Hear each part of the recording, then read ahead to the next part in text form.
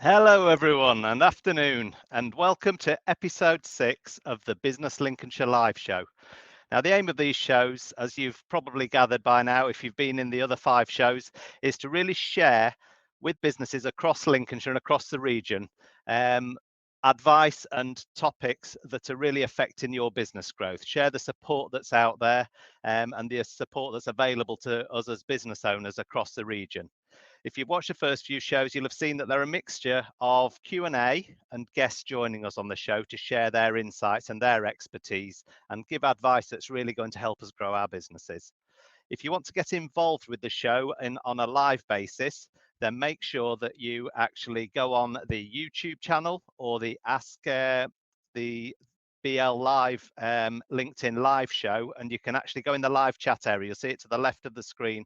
There's a live chat, and you can enter questions in there. It also works on Facebook. So if you're watching on Facebook, you can enter questions in and they'll come up on the show live. So again, engage with the show, get involved with the show. That's what these are all about, is that you take away as much value as you can on the information that's shared in the show.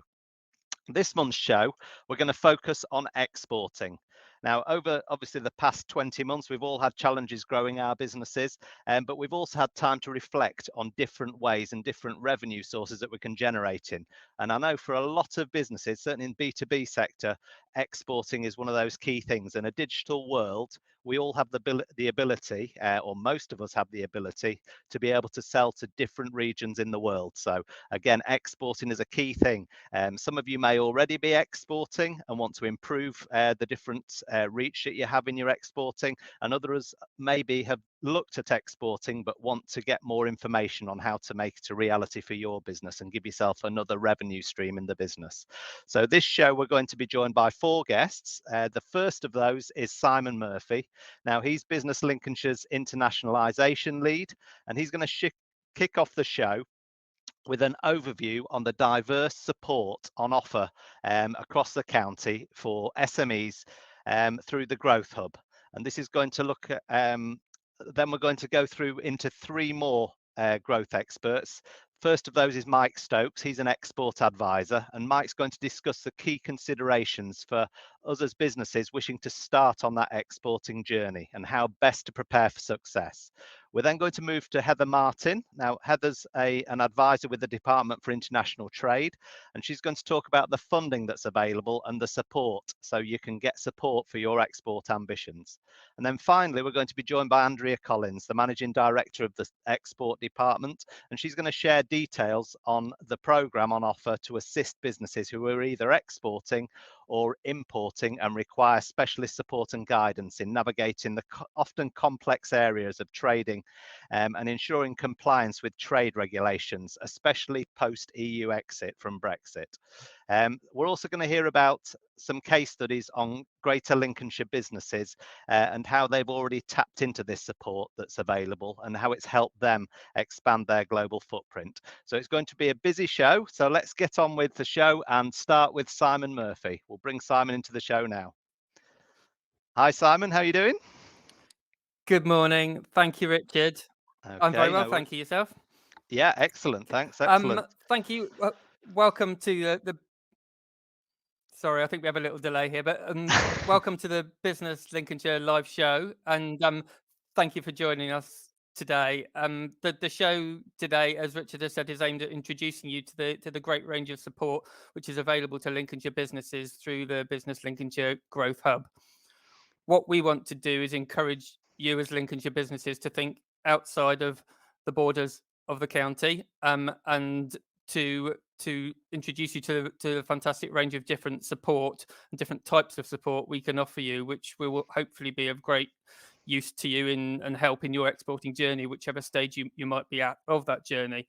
That we do have a Business Lincolnshire website, and I would encourage you all to have a look at that website to look at the different ranges of support we have on offer. In the vast majority of cases, that support is fully funded to you as Lincolnshire businesses. In some specialist cases, you might have to pay a little extra, but in the vast majority of cases, it is fully funded to you as a business. So whether you're, as Richard said, an established exporter or not exporting at all at present, but wish to, whether you're a larger SME or whether you're a micro business, as the smallest businesses there are, or whether you want one-to-one specific advice and that specific support, or whether you simply want access to signposting, resources, webinars. We have all of that range of support available to you, and that is offered to you by a range of our exporting experts who you've just heard a little bit about from Richard there. We have the Department for International Trades, International Trades Advisor Heather Martin, who you'll be hearing from today, Business Lincolnshire's own exporting expert, Mike Stokes, who will be speaking to you, and the expert department's managing director, Andrea Collins. All of those individuals work with us very closely and work with you Lincolnshire businesses very closely to help you realise your exporting ambitions. And I would very much encourage you to listen to what they have to say today, and ask questions at the end and in the chat, as Richard has said, and just engage with them as much as you can. That there'll be details on screen as to how you can engage with them and how you can contact them. And I would very much encourage you to do so, and I hope it inspires you on your exporting journey. So all that's left for me to say is enjoy the show. Thank you very much, Simon, and we'll bring in Heather to join us. Oh, I thought I was going after Mike. Sorry, it is Mike. Sorry, my bad, Heather. Yeah, it is Mike Stokes coming in first. Now, Mike's a Business Lincolnshire export advisor, so we'll bring Mike in, and then we will meet Heather, I promise, later on in the show. Yes, I'm obviously not Heather. You're not Heather, Mike. No. Good afternoon and greetings from South Lincolnshire. How are you doing, Mike? Are you okay? Yeah, good, thanks. Yeah, thanks. So just obviously in your expertise, just share with businesses why they should consider looking at exporting and export markets, Mike. Why they should? Well, basically, I go back to the biggest challenge we face as export support advisors. It's the challenge we face is trying to reach exporters before it's too late. In the old days when I was exporting, you'd have a business up and running for 2 or 3 years before you had your first export inquiry. Now it can be 2 or 3 weeks because we all have nice smart websites and they get found. There's a danger of people diving in before they're fully prepared. My advice to people is start after your business in the UK is established, after you've developed a track record for yourself, after you've made your mistakes locally, if you will, and try and avoid exporting before you're fully ready. And it's really important to do so when you're fully prepared. Yeah, and so when they've got to that stage and they're starting to think about it, how should they prepare before they start engaging in export activity? Okay, before you even seek advice from anyone else, there's a number of things you should ask yourself. First of all, understand why you're exporting and share that reason with your team, because the reason why you're exporting will affect a number of decisions down the road. So it could be because you have excess capacity, and it could be to try and smooth out any seasonal variations in your business, that kind of thing. But understand why you're doing it up front and share the reason why with your staff. You then need to look at the products or services and understand what modifications you may have to make for them to be attracted to overseas markets. And it might just be go fast stripes, if you like. It could be translation of fascia panels, if you like, translation of instruction booklets, colors, styles, and so on. Understand what you might have to do before your products become acceptable overseas. Simple things like if you make motor cars, you might have to make left-hand drive ones, for instance, something obvious like that. But understand what you might have to do for your product to be sold overseas. Understand what capacity constraints you're under. It's all very well pushing forward into export markets. If you find you're increasing your business by 20%, can you cope with that? What physical constraints are there? What human constraints are there as well? So that might and don't forget to push back at your suppliers. Make sure there's no constraints there, because they can catch you out down the road. Financial issues, there will be obviously costs involved, the cost of travel, cost of investment in new products, translation work, compliance, etc. Who's going to pay for it? There needs to be a bill somewhere. And then finally, consider the human resources. It's all very well saying I'm going to move into exporting. Often I ask the question, who's going to do it? And the answer is, well, I will, of course, my family owner. And I then say, okay, while you're gallivanting around foreign markets, who's going to do what you do? Yeah. And I would advise most businesses looking to export, if it's going to be you doing the exporting, you're going to have to delegate probably a third of what you do at the moment to make sure there's enough time. So there's those four things: it's the product modifications, the capacity constraints, financial implications, and human resources. Get those ducks in a row before you start seeking advice for the next stage. That's great advice. And what do you think businesses underestimate when they're new to exporting? Probably time. And I say that for two reasons. First of all, because it takes time to get into export markets. If I have this theory, if you draw a line through Greenwich, the further east you go from Greenwich, the longer it takes to build relationships. But the further east you go from Greenwich, the more important it is to establish relationships. So it is not a quick fix. It takes time. And people often underestimate how much of their time is taken up by getting involved in export matters. It certainly is the biggest thing that catches people out, time. And is the language barrier a big thing that people underestimate, or is that fairly easy to overcome nowadays? To be honest with you, it's not that big. No. Again, when I was exporting, if you went to France or Germany, your customers spoke French and German. Now, of course, the next generations come through, and surprise, surprise, they almost all speak English. And I know that makes us lazy, and it's a poor answer, really. But realistically, it's not that big a barrier to us, thankfully. It's not, no. And what stage do people usually get to before they start reaching out for external support? Okay, well, having put the preparation in place, they've looked at those four areas I mentioned. It's time to start thinking about then, okay, we better start doing some market research. We better start looking at where are we going to start? We can't do all 200 and odd countries in the world on day one. Where are we going to start? How are we going to prioritize? Looking at market selection, looking at routes to market. How are we going to take our products to market? Are we going to use a distributor or agent? Are we going direct? Are we going to use, look for joint ventures? Understand, and you'll need help on before you can make those decisions. You'll also need help by looking at export pricing, understanding the margin in the system and who expects to make what, and therefore what you have to do to make your products attractive. And you'll need help looking at logistics and transport issues as well. Not something you can look at yourself. You will need advice on those. You'll hear soon from my colleagues who will describe the services they offer. But there are other areas of support that people can look at, things like the Chamber of Commerce, the Institute of Export, HMRC, who are actually there to help us, not to catch us out, by the way. And they've been difficult to reach recently, but certainly they do provide lots of help. And also carriers, freight forwarders. It's in their interest for your products to move smoothly, and they will work closely with you to understand what information you need to provide and in what format for things to go through. So quite a lot to consider, but there is thankfully lots of help around. Fabulous.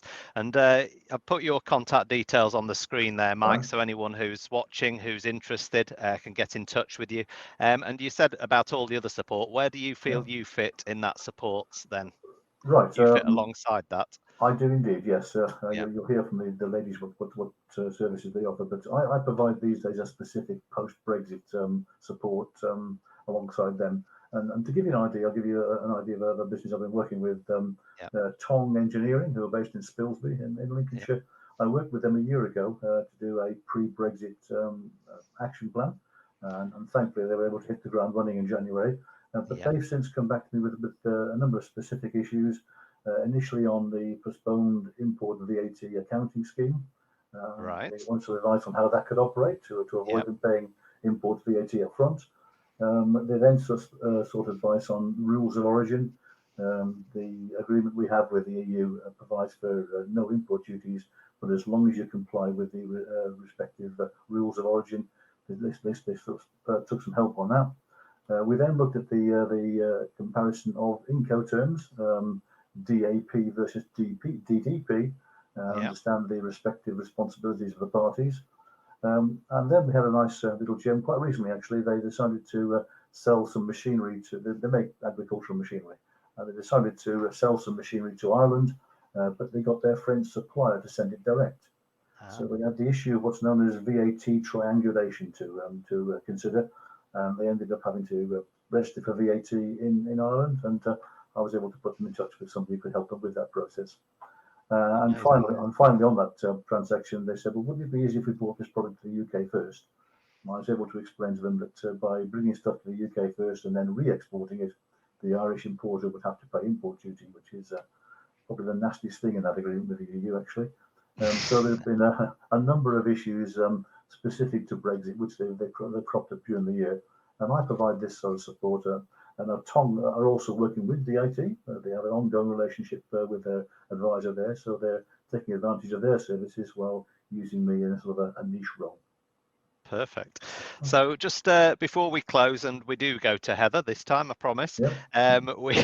Have you any last words of advice from your experience working with people looking at exporting that you'd like to tell people about? Yeah, it's tough out there, and it has been the last few months, certainly because of all the changes. But there are enormous opportunities opening up, specifically to do with our trade deals and the creation of free ports and so on. So there are opportunities out there. I just say to potential exporters, there's an awful lot of hard work yourselves, but there is support available. Fabulous. Well, thanks for your time today, Mike, and I'm sure people will get in touch if they need any more advice. Thanks a lot. Thank you. Take care. Okay, let's bring in Heather. This time we definitely are having you, Heather, so I promise. So Heather's from the Department for, she's in a Department for International Trade advisor. So just tell us a little bit about your role, Heather, before we get into some questions that we've got for you. Absolutely. Thank you. Thank you, Richard. Thank you, It's Simon, my for inviting me along today.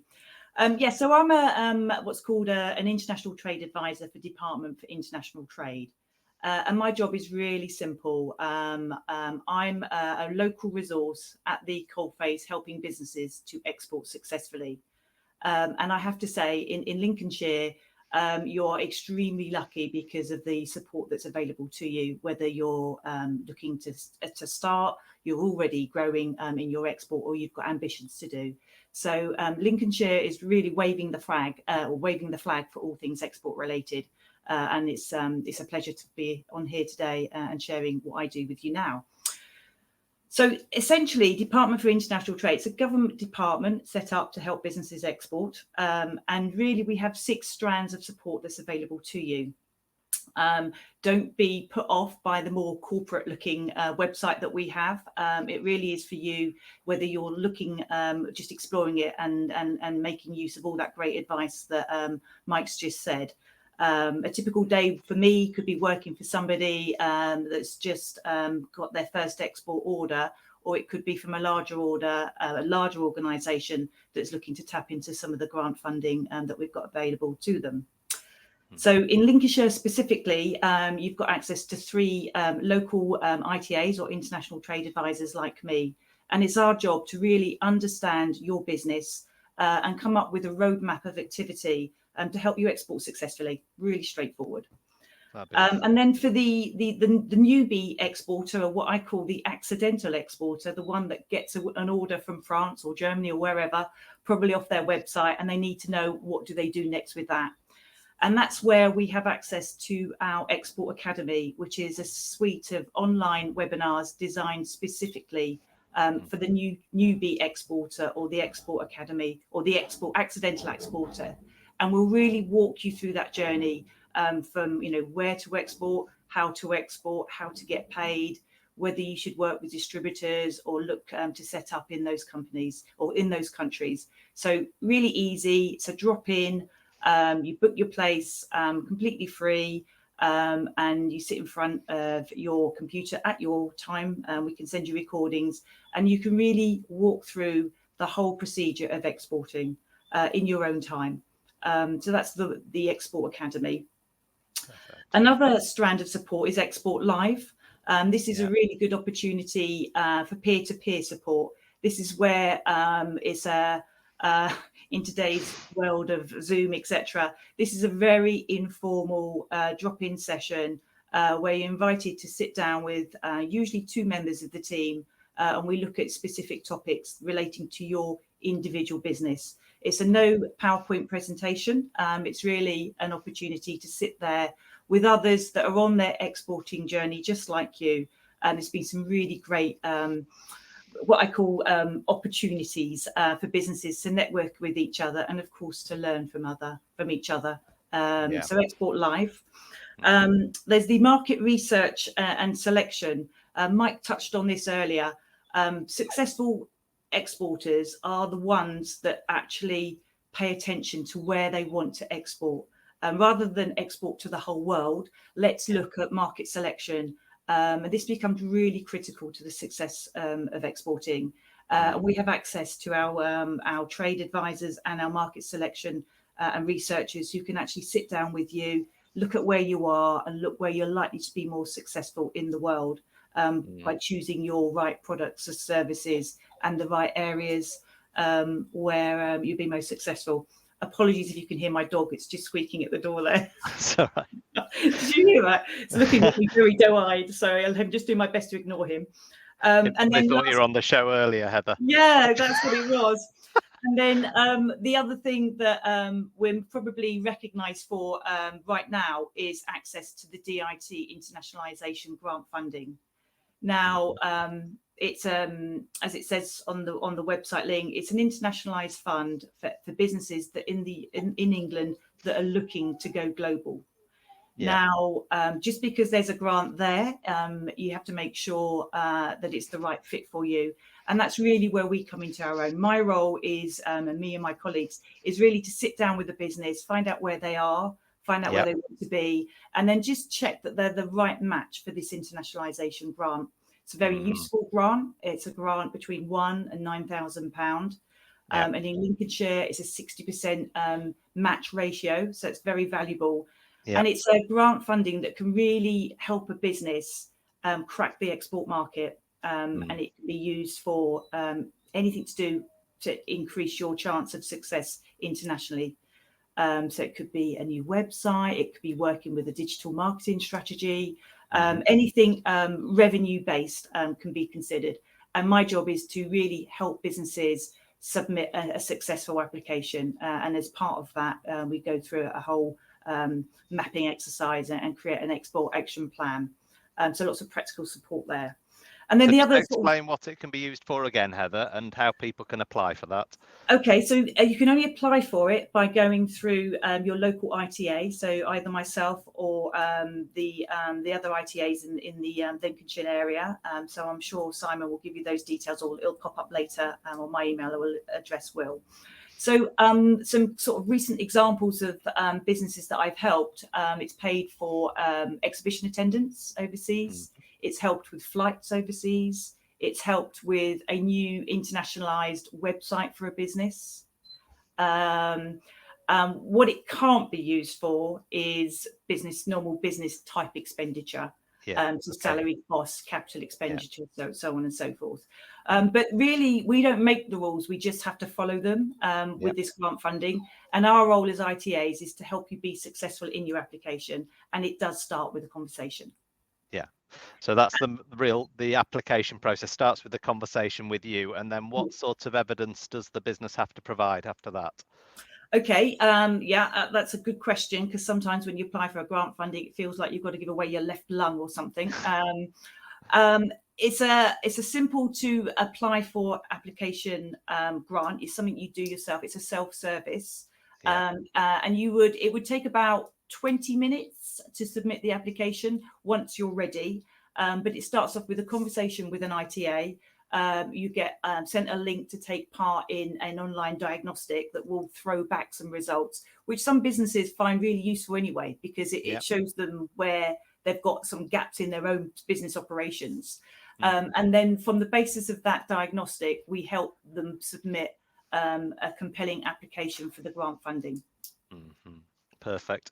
And so do you help with the market research and selection part as well of the process? So it's not me, it's a colleague. So, but again, it's something you would organise through your ITA. We would set up the meeting with you, with our internal resource. And again, it starts off with a conversation. It's not scary. We sit down, and it's very much where you are, where you want to be. And we can really drill down. So a recent kind of case was working with a gentleman that wanted to go to America. And we were like, it's a big country. Let's look at the intelligence and the market research we have for America, and we'll break it down into bite-sized chunks. And it's statistically recognised that the more research you carry out before you start exporting, the more successful you'll be. And that's something Mike touched on earlier in his overview just earlier. So the market selection and the market research is another functionality that we can offer, along with things like meet the buyer events, trade missions, market visits, and we have an overseas introduction service. So this is all free support that's offered by Department for International Trade. And it starts off with a conversation with your local trade advisor. So you'd help with actually introductions abroad as well, and those visits. So the overseas introduction service is, almost as it's called, is one of the few services that we do charge for at DIT. But meet the buyer and the market visits, again, that's something that we're happy to arrange, and it's been very successful during the lockdown period. We've even been able to organise virtual meet the buyers, which has been very welcomed by the businesses and had some great successes from. Yeah, and the government website as well, there's an export website, is there, on there that people can use? Yeah, it's good to talk. And this is a brand new service that's just been launched by Department for International Trade. This is an online resource and a telephone resource, because it's nice to talk to people. It's nice to talk to humans, as I say. And this was a missing. Oh, sorry, it's my time out. I'll have to start speeding up. This is a brand new service, and this is an opportunity for any business to ask any question export related to the team. Mainly it's Europe at the moment, but it's likely to be extended worldwide.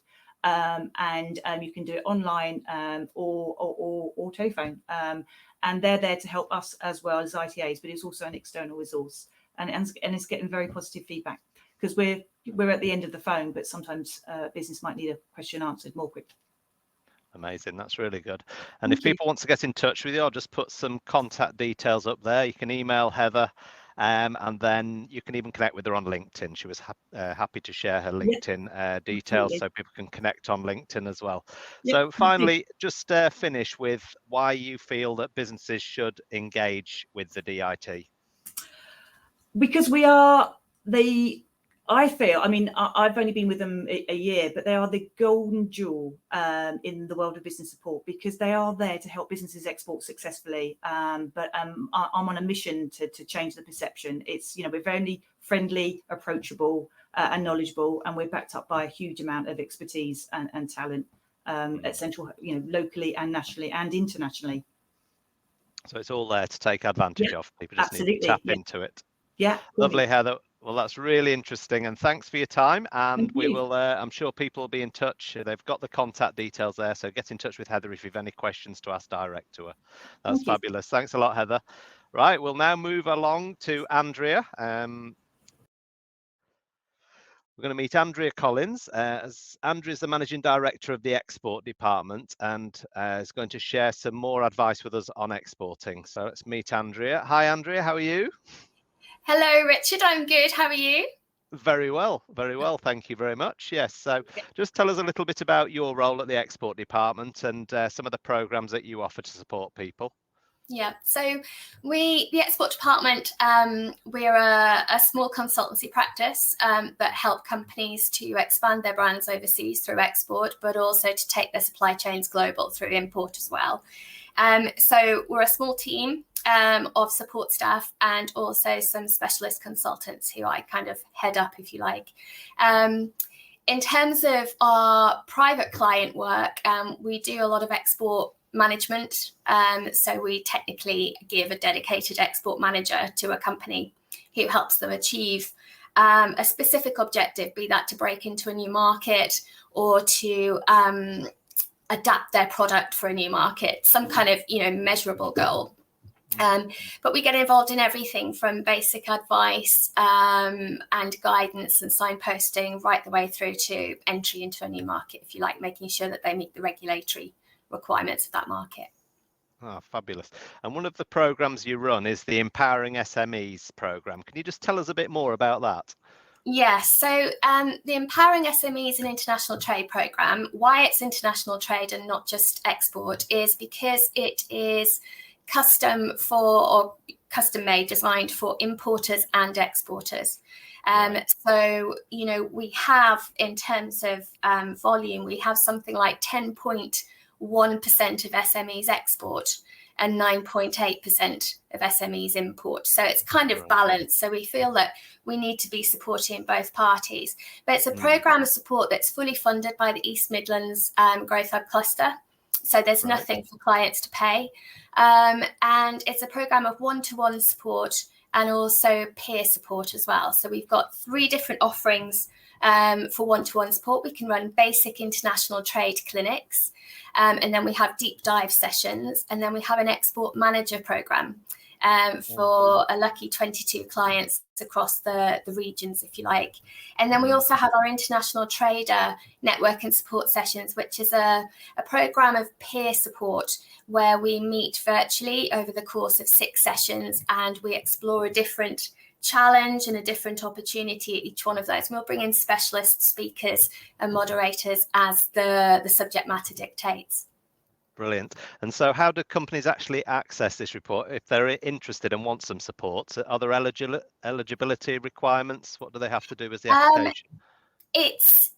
It's pitched at, it's a very, very broad spectrum. So novice importers and exporters, experienced importers and exporters, goods and services based companies. I keep banging on about the fact that in preparation for Brexit, there was a lot of focus on goods, but very little for services based companies. And yet we're a services based economy.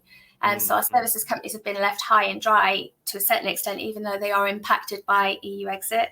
The only real module that has eligibility requirements is the Export Manager programme, and that's because it's some 30 hours of support. So we need to ascertain that the business has the resources to actually act upon, you know, the support that we're giving them. That's the only one that has eligibility requirements. Other than that, you have to be based in Lincolnshire, Leicestershire, Nottingham, Derbyshire, and you have to be an SME, and that's it really. Right. So you touched on it there with services. Is there anything else you think UK exporters should be doing more of that we're not? Yeah, my biggest concern is, you know, in the whole time that I've been in international trade, we've become a great nation of EU traders. So it's become very easy to trade with our nearest neighbours. And there's, you know, that we see that all over the globe. Countries that are close in proximity to each other will naturally trade with each other. But EU exit, one of the positives, if there are any positives, is that we're having to upskill in terms of import and export for real. So in terms of customs documentation and border controls and so on. I am hopeful that that makes us that little bit more bold, and we start to explore those emerging markets, those really exciting further afield markets that have this emerging middle class, this disposable income. Sometimes a lot of clients will say to me, well, I've done EU, I'm going to do the US. And similar to what Heather said earlier, the US is a big market, and it's actually notoriously difficult to penetrate. There are other markets where there's a real appetite for British goods and services. You know, just the ASEAN region, for example, lots like that. I'm hopeful that we become a little bit more bold. And then the other thing is compliance. I think sometimes exporters believe that compliance is more on the importers side of things. Actually, there are a number of compliance issues or compliance areas that exporters need to be aware of. Mm-hmm. So it's just really taking advantage of opportunities in these emerging markets. You think we need to just be a look further afield rather than the obvious. Bolder. Yeah, absolutely. I like that. And importing, I think that we often think that importing's harder than exporting. Do you think that's correct, or is that just they're both as hard as each other? No, it's typically more complicated. So in a number of areas. So obviously with import, you're responsible for the correct calculation of import duty and VAT, for example, and there can be fiscal and occasionally custodial penalties for not getting that right. Don't want to scare anyone, but it is an area of compliance. Obviously regulation as well. Is that product able to be placed on the GB marketplace? I say GB because we're kind of separated from Northern Ireland now for the purpose of goods due to the Northern Ireland Protocol. Claiming preference. So when we're importing goods from countries with which we have a preferential trade agreement, or they're part of, maybe they're an emerging market and we agree to zero rate or reduce the rate of duty on the goods that we import. Have we got the right documentation to back up the fact that we're claiming preference and therefore not having to pay import duty on those goods? Exchange rate fluctuations tend to hit importers harder. Exporters will typically invoice in GBP, but importers are typically invoiced in the source currency. So if there's a sudden fluctuation in exchange rates, then that can hit them harder. But with all of this, there are a lot of kind of authorizations and simplifications that HMRC offer. And quite often, I think as Heather said earlier, companies don't know what they don't know. So are they aware that there's customs special procedures that can, relieve the levels of duty and tax that they're paying for goods coming into the UK when they're for a certain purpose, for repair or processing or so on? So quite often it's kind of, they don't know that these easements or these facilitations exist, and I suppose that's our role, to make sure that they know those and that they get access to them, because it has a direct impact on their cost base, for example. Yeah, absolutely. And the other program you run is obviously EU exit support. Have you seen the challenges from our leaving Europe? Has that eased now, or is there still challenges businesses are facing? I think it's petered off a little bit. It got crazy on the lead up to Christmas. It went mental after Christmas. There was a lot of panic and a lot of pain, even from companies that had done their best to prepare, because it was just so last minute. Everything was so last minute. So it's petered off a little bit, but I think that's down to companies just thinking, I've just got to get on with this. I have concerns about whether they're doing things as optimally as they could, or whether they're being compliant. But we're still seeing issues come through around rules of origin. We're still seeing pain points come through around VAT and the new import one-stop shop that was announced in July. We're still seeing regulatory issues, because obviously we've now got GB regulation and EU regulation and two sets of regulatory bodies. We're still seeing quite a high percentage of returned goods, particularly in the consumer space, where EU consumers have never had to pay import duty on UK goods before. The goods arrive, they have a fee to pay, they just send them back, which is obviously a massive overhead to our exporters. And then I think the looming issue that's on the horizon is the import controls on those goods, with special requirements placed upon them. So there's kind of live animals, products of animal origin, and plants and flowers and so on. They come in soon, and there's a whole series of pre-notifications and authorizations that are needed. And I just don't feel like our importers have their head around that yet. No. And you had a big comprehensive package of support. Is this still available for anyone going through EU exit challenges? It is, absolutely. So it runs in tandem with the Empowering SMEs in International Trade. So we've got a series of educational webinars coming up around GB Northern Ireland trade, around VAT and the one-stop shop, around import controls on those sanitary and phytosanitary goods, licensing controls, and logistics. We've had clients that have called out for something, an insight into what happens to their goods once they leave their premises. Why do they need to provide freight forwarders with the information that they do, and all this? So we'll be doing something on that. We continue our one-to-one sessions as well. They're very much client-led, and they're tailored specifically to that client's challenges, but we always try and advise them of other things that they need to be thinking about. And we're always signposting to the likes of DIT and so on as well. So the Eventbrite page, which I think you had up there, that allows people to book sessions, book those one-to-ones, and book onto webinars once they're advertised. There you go. There you go. And if in doubt, just email euexitsupport@exportdep.co.uk, and you'll get through to one of us here. Fabulous. And just before you go, Andrea, just give us any words of wisdom for people looking at importing, exporting. Anything you want to leave us with? There's apart from be brave. There's always a solution. What I love about international trade is there's always an answer. There's always a solution, even in challenging times such as our departure from the EU. It's quite often around knowing where to go to get it, to be honest. So, you know, if we don't know the answer, we'll signpost you to somebody that does. But it's a bit like maths. There's always a solution. There's always an answer. Fabulous. Well, thank you for your information. As I say, get in touch with Andrea if any of you need any help from Andrea and support. I'm sure she's got plenty to offer you and plenty of advice. Thank you very much, Andrea. You're welcome. Thank you for having me. So hopefully that show was useful for you. If you've been looking at exporting, if you are exporting and want to expand, like Andrea said, look at different emerging markets. I think there's plenty of information for you there. So make sure it's something that you revisit. If you haven't visited it yet, have a look at it. Is there an area of your business that could grow by adding exporting into the mix and a new revenue stream? Now, the next Business Lincolnshire live show is coming on Tuesday, the 23rd of November. Again, it's going to be at 12 noon. So that focuses solely on agriculture and agri-tech across the region. Being such an agricultural region, we felt there was time for a show that just focused on some of the innovations that we've been seeing across our region, and some of them that are leading the country and leading the world in agri-tech innovation. So that's the focus of the show, Tuesday the 23rd of November 2021, and that's going to be 12 noon again. So we look forward to seeing you all then, and hopefully you've enjoyed the show, and we'll talk to you soon. Take care. Bye now.